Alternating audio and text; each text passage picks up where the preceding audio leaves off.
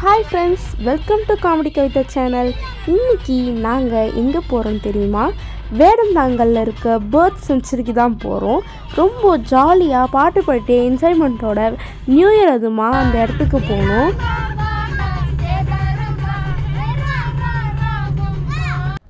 Two 2025 நல்ல ஒரு நேச்சரான இடத்துக்கு போகிறோம்.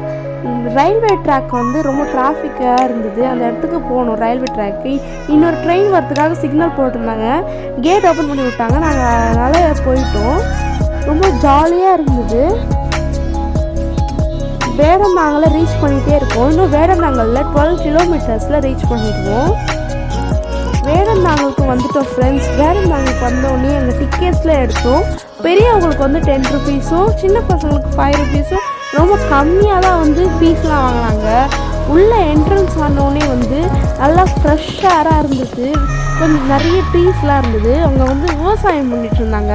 அதுவும் இங்கேருந்து அழகாக பார்க்க முடியுது. ரொம்ப சூப்பராக இருந்தது. நிறைய பேர் அங்கே நட்டு வச்சுட்டு இருந்தாங்க. அதெல்லாம் நல்லா இருந்தது.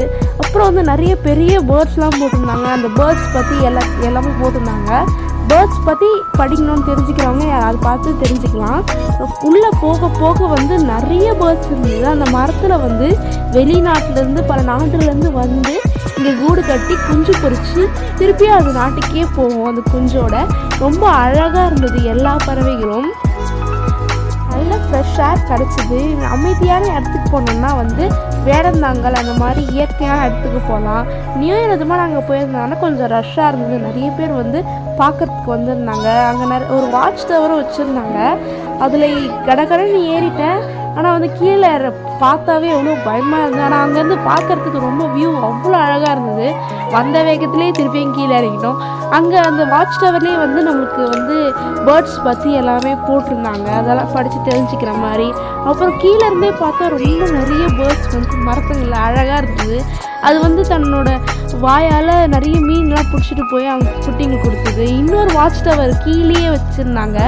அதில் வந்து நம்ம போய் பார்த்தா எவ்வளோ பேர்ட்ஸ் ஃபுல்லாக அழகாக நிறைய தெரியுது. ஹைட்டில் பார்க்க முடியாதவங்க கீழே வந்து ரொம்ப அழகாக பார்த்துக்கலாம். சூப்பராக இருந்தது எல்லாமே. அங்கே இருக்கிற எல்லா பேர்ட்ஸும் வந்து தண்ணியில் மீன் பிடிச்சிட்டு ரொம்ப ஜாலியாக வந்து அந்த தண்ணியில் விளையாடிட்டு இருந்தது. சீசன் வந்து அந்த ஜனவரி அப்படிலாம் போனால், இன்னும் பிப்ரவரிலாம் போனால் அதோட குஞ்சுகள்லாம் பொரிக்கும், முட்டையெல்லாம் பார்க்கலாம் நம்ம. அது மட்டும் இல்லாமல் இங்கே சுற்றி பறவைகள் நேச்சுரலாக இருக்குது. நிறைய மரங்களாக இருக்கிறதுனால இங்கே குப்பையெல்லாம் போடக்கூடாது. நல்லா ஃப்ரெஷ்ஷாக கிடைக்குது. நல்லா ஃப்ரெஷ்ஷாக வேண்டுறவங்க வேடந்தாங்கலுக்கு தாராளமாக போகலாம். ரொம்ப நிறைய பறவைகள் இருந்தது. ஒயிட்டாக அழகாக பேர்ட்ஸ்லாம் இருந்தது. பேர்ட்ஸோட சத்தம்லாம் ரொம்ப நல்லா இருந்தது. பெரிய பெரிய கொக்கு பறவைலாம் இருந்ததெல்லாம் ரெக்கை வச்சு தன்னோட வீட்டில் வந்து அழகாக அடக்காத்துட்டு இருந்தது. ரொம்ப சூப்பராக இருந்தது. அப்புறம் என் தம்பியும் தங்கச்சியும் வந்து மரத்து மேலே ஏறி ஃபோட்டோலாம் எடுத்துகிட்டு இருந்தாங்க.